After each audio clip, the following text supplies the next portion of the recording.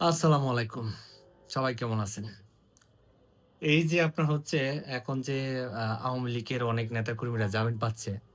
তো যারা জামিন পাচ্ছে এটা কিন্তু তাদের আসলে আ আ মৌলিক অধিকার বলা যায়। এটা হচ্ছে হিউমেন রাইটস এর একটা অধিকারের মাঝে পড়ে আরকি। হিউমেন রাইটস এর অধিকার। প্রত্যেকটা মানুষের এটা অধিকার আছে। আপনার মৌলিক অধিকার আছে। সে তার জামিন পাওয়ার ক্ষেত্রে যে অধিকার আছে এটা যেই সরকারই আসুক। হ্যাঁ, বিএনপি সরকার আসাতে হয়তোবা তারা জামিন পাচ্ছে যেটা বিগত সরকার আমলে পায় নাই।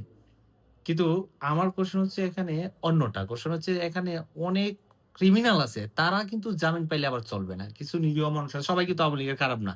আমি তখনও বলছি, এখনো বলি আওয়ামী লীগের সবাই খারাপ না। আওয়ামী লীগের অনেক মানুষ আছে যারা নির্দোষ, যারা নিরপরাধ, যারা হচ্ছে অসহায় তাদেরকে গ্রেপ্তার করা হয়েছে। তাদেরকে জেলে দেওয়া হয়েছে। নেতারা সব পালায় গেছে। কর্মীরা সব জেলে বইসা আছে। সো এই টাইপের মানুষের ক্ষেত্রে অবশ্যই আমি তাদেরকে জামিন কামনা করি। মহামান্য আদালতের বরাবর আমি তাদেরকে চাই যেন তারা সুষ্ঠুভাবে এবং সুন্দরভাবে তারা জীবনযাপন করতে পারে এবং স্বাভাবিক একটা জীবনযাপন করতে পারে। আবার নতুনভাবে জীবনযাপন করতে পারে।